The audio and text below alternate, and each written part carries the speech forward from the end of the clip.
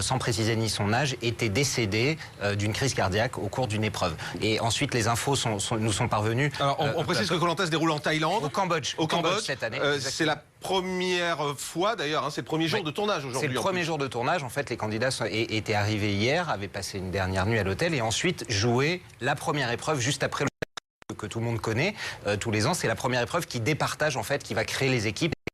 On ne connaît pas la nature de l'épreuve, mais très souvent, dans les saisons précédentes, c'est une épreuve familiale, donc assez physique. Alors, est-ce qu'on sait précisément dans quelles conditions ce candidat est décédé? Oui, absolument. En fait, juste après la première épreuve, il a été victime de crampes. L'équipe médicale qui était présente l'a tout de suite pris en charge, a procédé à une première évacuation. Là, son cœur s'est arrêté.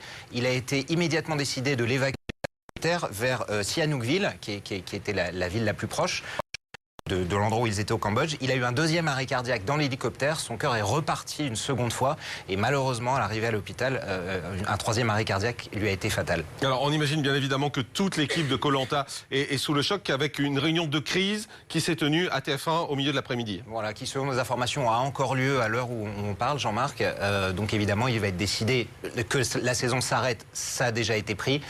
Le tournage s'arrête. Les équipes d'Adventure Line Production sont tous les candidats TF1, toutes les équipes de production, le tournage le premier jour est d'ores et déjà arrêté. Et j'imagine que TF1 est en train de décider à donner à Koh-Lanta. On sait que c'est terminé, mais peut-être pour la suite et ensuite de ce drame. Alors, qu'est-ce qu'on sait de ce candidat? C'est un jeune candidat, hein, il avait 25 ans. Oui, il avait 25 ans, il s'appelle Gérald Babin. Adventure Line et TF1 ont communiqué tout à l'heure son nom.